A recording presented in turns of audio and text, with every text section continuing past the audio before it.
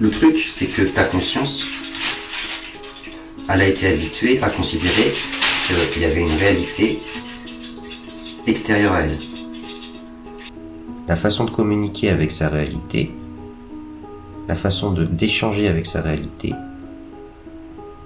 pour ta conscience, c'est d'utiliser ce qu'elle croit être comme étant elle, c'est-à-dire le corps fait de matière, pour interagir avec la réalité, afin de la modifier ou de la produire.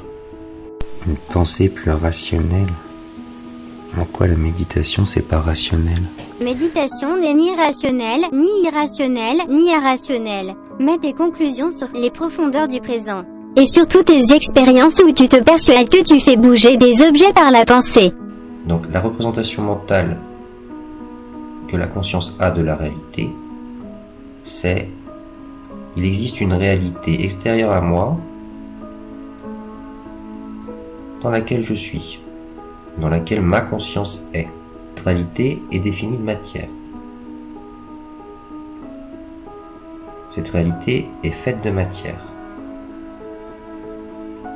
Ta conscience a été conditionnée à considérer que elle était dans une réalité faite de matière extérieure à elle. Mode où je sais très bien qu'on n'a pas la vérité et qu'il n'existe pas un mode d'accès à la vérité seulement. J'ai vu les problématiques de la science, les limites. La science a été conditionné comme moi à l'idée que finalement, pour pouvoir interagir avec ta réalité, il fallait passer par l'interface corps. À partir de ça, tu peux altérer ta réalité, tu peux produire ta réalité en utilisant l'interface corps et en interagissant avec la matière par le biais de contacts physiques par exemple. Sauf que le truc, c'est que t'as pas conscience qu'il existe une autre réalité au-delà de la matière en fait.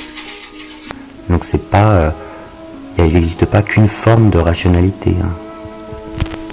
Toi, tu te limites à la monopensée. Le principe, c'est de rééduquer ta conscience.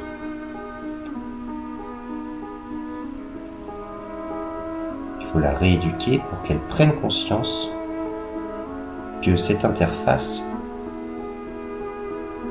n'est pas faite de matière. La matière est une conséquence. La matière, c'est une conséquence de la conscience. Donc, pour qu'elle prenne conscience que l'interface qui permet d'interagir avec sa réalité, de produire sa réalité, n'est pas que le corps physique. Je te croyais intelligent, et voir que tu gâches d'hypothétiques capacités, mais peut être m'étais-je leurré? Et te voir sombrer dans des croyances improductives et assez effrayantes. Donc, notre esprit est conditionné à croire que il est dans une réalité extérieure à lui. Que tu puisses compartimenter tes croyances n'enlève rien au fait que tu passes ton temps à te persuader de choses irrationnelles. Un basculement, je crois que tu comprends pas ce que c'est en fait, le fait de changer de structure de pensée. Je sais pas si tu as déjà fait ça. Turpitude, je n'ai peur de rien. Ou plutôt, si nous ne sommes rien, il n'y a pas de super pouvoir que nous avons. Ça m'effraie, mais je fais avec. Je n'ai APS besoin de me rassurer ni avec des religions, ni avec des croyances New Age. Si tu suspends, enfin non, pas si tu suspends, si tu attaches un fil au niveau de l'objet, que tu le tends au départ, ta conscience va considérer que si l'objet se déplace, c'est à cause du fil.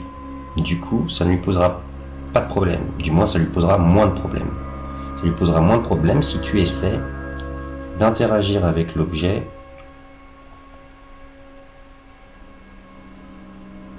sans le toucher. Encore une fois, comme le fil est tendu, elle va considérer que c'est à cause du fil. Donc là, j'essaie de tendre le fil toujours au même...